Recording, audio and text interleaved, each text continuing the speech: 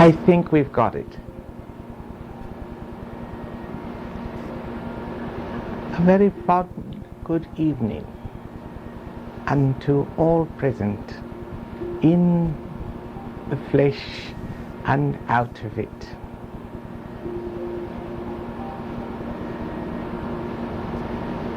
To you, dear souls, who are so kind as to accompany me, don't you know I feel the utmost appreciation.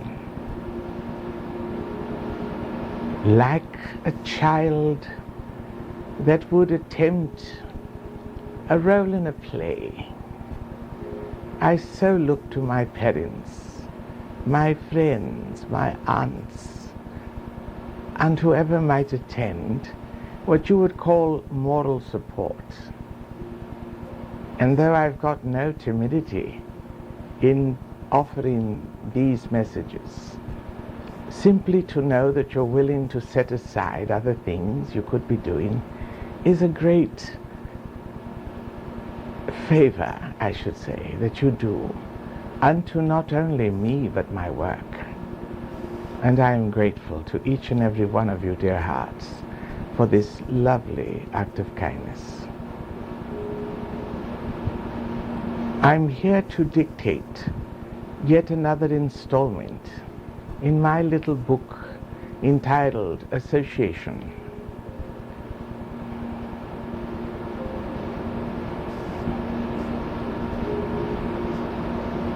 It's called Merit and Loss.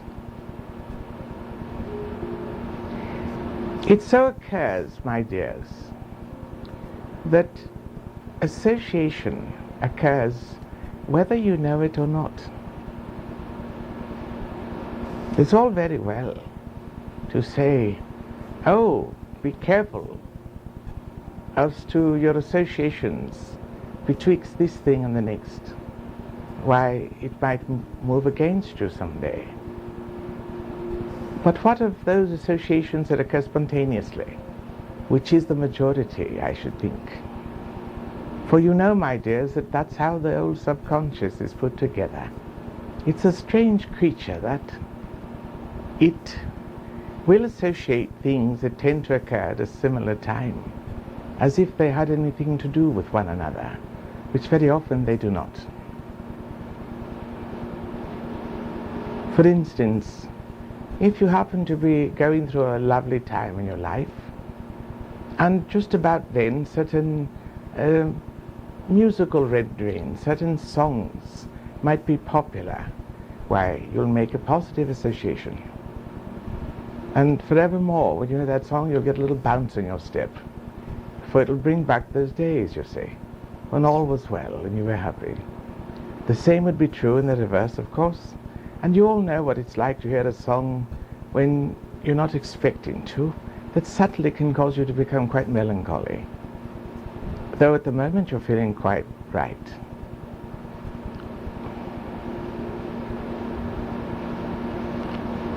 But what of those associations that occur that really are not what they appear at all? For instance, the topic of merit.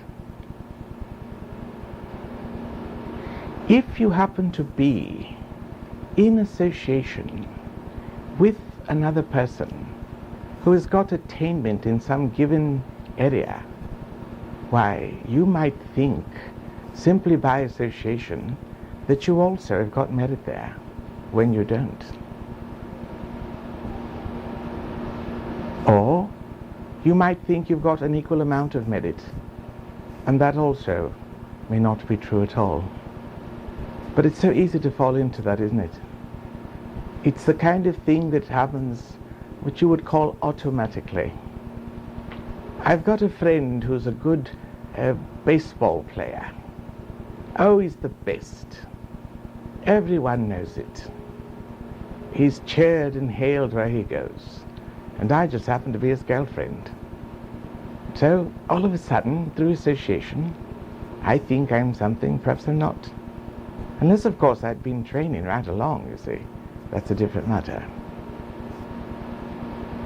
And so you see, my dears, association is a very dangerous thing, and yet it's a condition of life and consciousness in the physical dimension in particular. Do pay attention to it, won't you? If you've got an association with someone that perhaps is not doing so well, well, of course, you can be of service to that soul as long as you don't associate too much and think that that is also true of you. And though most would say, oh no, I should never do that. It's too obvious that they're in a bad way and I'm not, you know. If anything, I should have to worry about lording it over them, you know. But the least I could do is be cheery and cheer them up. That, of course, is understandable. But when you've got the eye to see, you just might note something going on in addition to the thoughts of the well-wisher. You just might notice the activity of the so-called law of transfer of energies that is ever operative. In other words, though you might think you've got advantages, that you're in a good place and therefore you can bring them into the same if they're willing, you may not be noticing that you are indeed transferring some of who and what you are to them and receiving some of that as well. You can't stop it, really. It's the law. So take care, my dears, take care that in your associations they work for you and not against you. Why, after 2,000 years of Piscean associations, I dare say the world is in a place that, well, it well nigh hangs in the balance as to whether or not it can pull out of this any time soon. For you see, the entire populace is guilty of sorts, guilty of this thing called association. You all associate, my dears, and there's nothing wrong with it. Indeed, you can't stop it, can you? But the point is, let us associate with those things that can be of use to one and all. So your brother is down and out. Those things happen. But what is it about him that you love? Can't you associate with that? Certainly. I tell you, you'll strengthen it at the same time, thus aiding him twofold. Some of you might think, oh, that doesn't apply to me. I know who I am. And those things really don't occur. Why? I can look back in my life. I've been with the best and the worst, and I'm still me. I say to you, dear soul, you are mistaken. And you'll only know it for a fact when you return to us in spirit from whence you came. For we've all said the same thing over and over again. Some of us with our hand on a Bible, swearing an oath. That's how certain we were. Obviously, I'm speaking of myself, aren't I? Wouldn't you know it? There was once a neighbor lady, my husband, not the last life, but at one previous, accused me of spending too much time with her. He said she was a busybody. She spoke too much. She didn't mind her words. It was quite true, I'm afraid. And he said, and if you stay with her, you'll do the same. Oh, no, not I. Why, I'm just there to help her, I said. And I really believed it. And he said, you think that, but I see different. And I said, look, you know how much I love my Lord and Savior, Jesus Christ. On this Bible, and he said, woman, don't do it, don't take the oath. But I did. I did. I put my hand squarely on the Bible and swore that this would not occur. Sadly, 12 years later, the neighbor woman dead and gone, and my husband as well, I found myself the busybody of the neighborhood, can you imagine it? Doing as she and perhaps worse. And it was in that use of the words, speaking, you might say giving messages, but in the most terrible way, that I incurred the karma that had to be balanced by coming back and using the higher skills of the soul, mediumship in my case, to give good messages, you see, and inspire people. And so I worn my wings back. But I'm nowhere near being a saint, I'm afraid. So don't put me on pedestals, please. Not yet.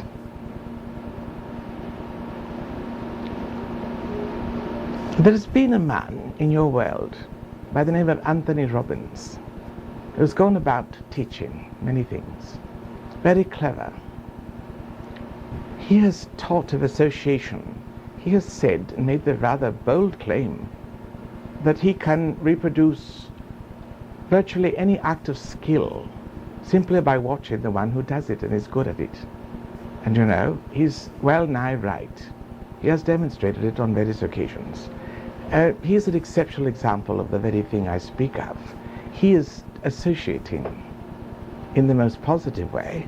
Next thing you know, he stands next to a sharpshooter, a marksman out of the military, watches this man who's taken 25 years to get so accomplished.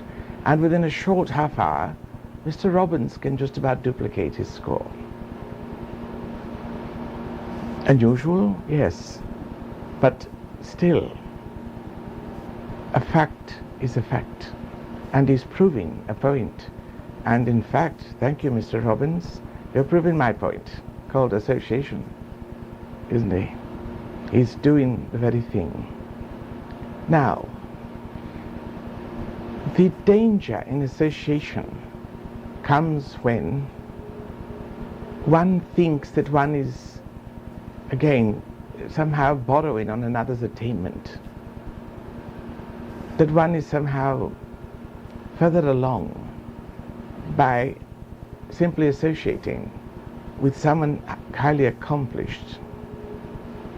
Though this has got its merit and its advantages, it is dangerous in that it can produce this rather strange effect. You see, the subconscious mind, amongst many of its very, very interesting qualities and abilities, is a master mimic. So it knows how to mimic attainment, but not necessarily have it.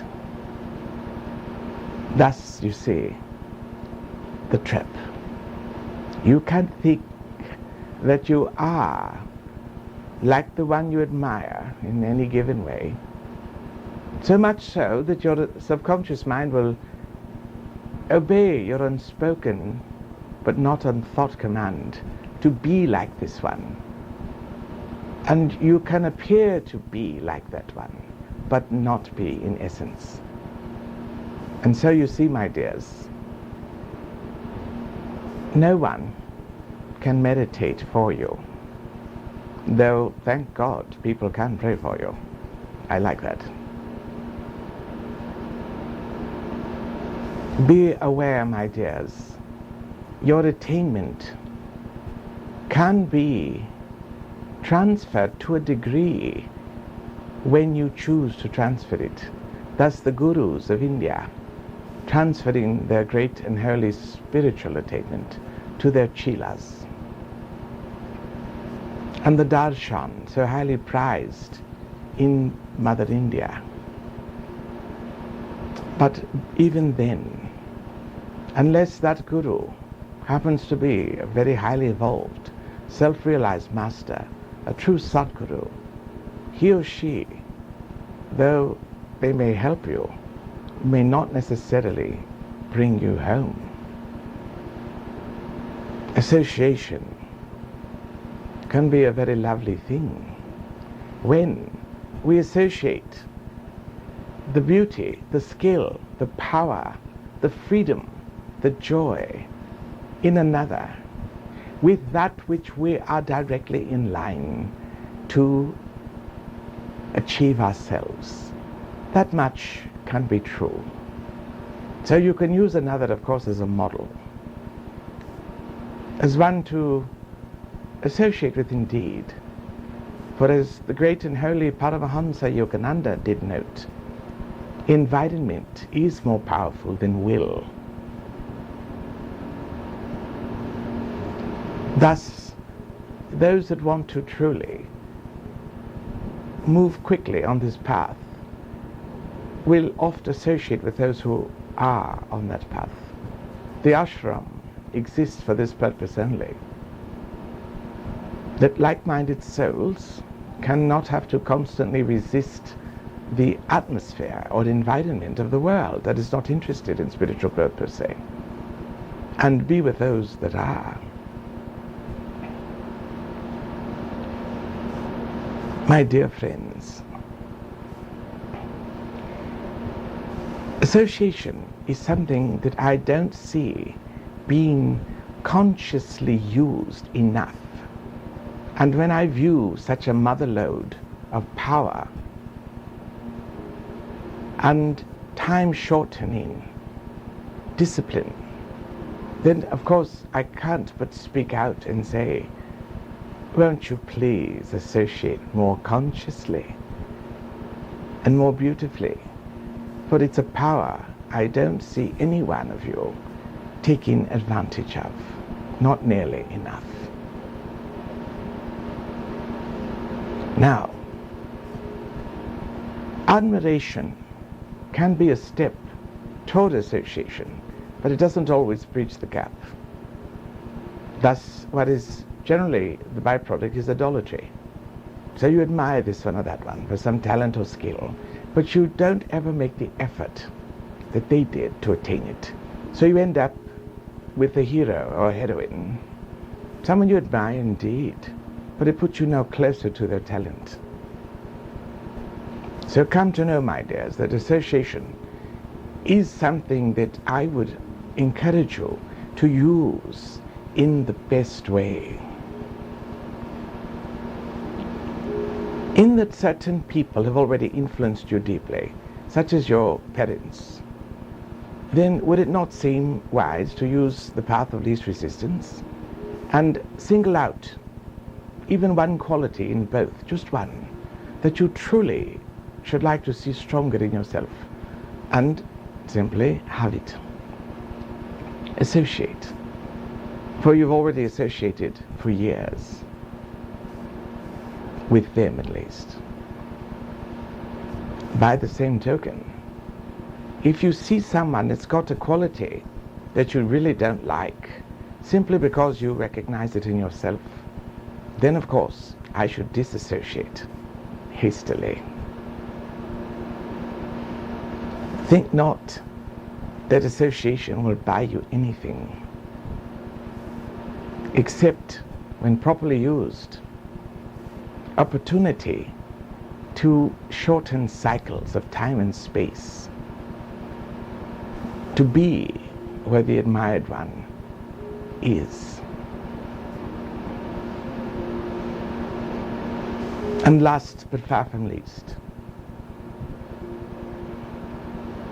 I should like to encourage you all to associate with 3 qualities that you would call divine on a daily basis, if you would. Oh, won't you humor me? Try it, even for a month, 1 lunar cycle. Pick 3 qualities, divine qualities, that you truly are touched and moved by in your heart and soul. And then, on a daily basis, associate, won't you? For I tell you, there is no greater associator than the Godhead itself. Are not all things connected? Associating with the divine puts you in the arms of the divine.